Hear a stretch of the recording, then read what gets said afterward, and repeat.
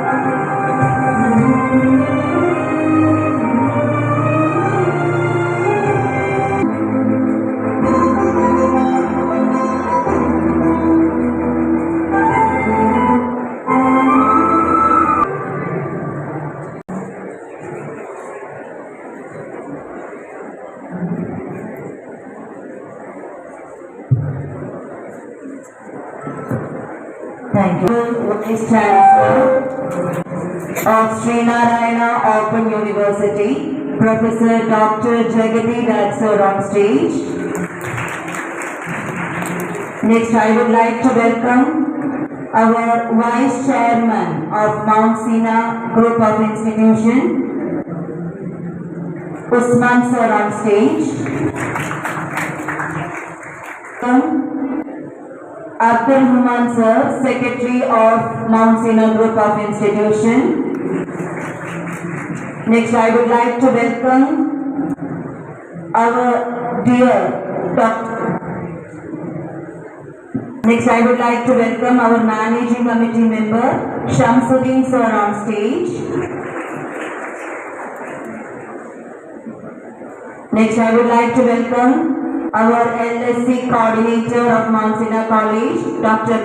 Sri Prasad sir on stage.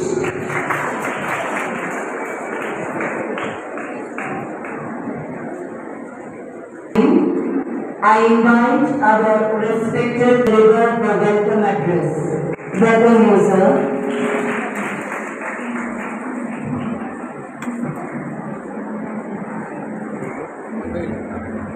Good morning.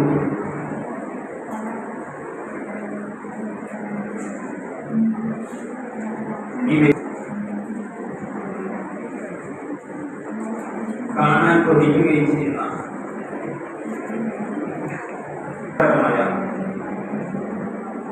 ഞങ്ങളുടെ ആദരണീയനായ മുഖ്യാതിഥി Sreenarayana Guru open university vice chancellor professor doctor Jagathi Das sir, ഞാനിവിടെ വന്നത് LSC ഇനോഗ്രേഷനാണ് വന്നത്.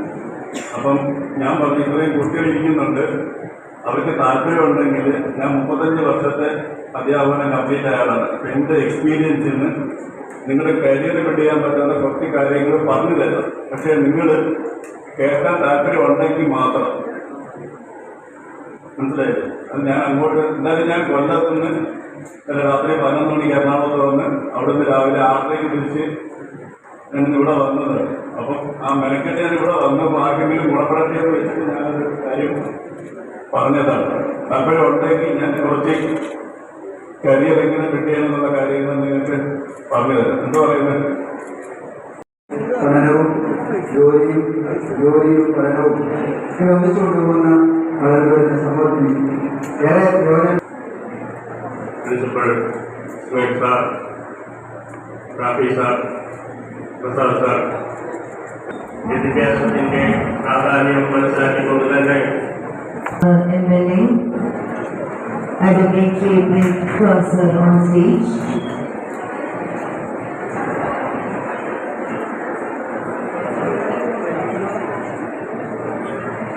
സ്റ്റഡി ഗ്രൂപ്പിന്റെ സപ്പോർട്ടോടുകൂടി നീറ്റ് കോഴ്സ് നമുക്ക് ശ്രീനാരായണ ഗുരു യൂണിവേഴ്സിറ്റിയുടെ വൈസ് ചാൻസലർ ഉൾപ്പെടെയുള്ളവർ ഏറ്റവും പ്രധാനപ്പെട്ട നമ്മുടെ ലേണർ സപ്പോർട്ട് സെന്ററിന്റെ ഉദ്ഘാടനത്തിന് ഇവിടെ എത്തിച്ചേരുന്നു എന്നത് നിശ്ചയമായും ഈ സ്ഥാപനത്തിന്റെയും ഒറ്റപ്പാലം മണ്ഡലത്തിന്റെയും പാലക്കാട് ജില്ലയുടെയും ഏറ്റവും അഭിമാനകരമായിട്ടുള്ള ഒരു മുഹൂർത്തമായി കാണുകയാണ്.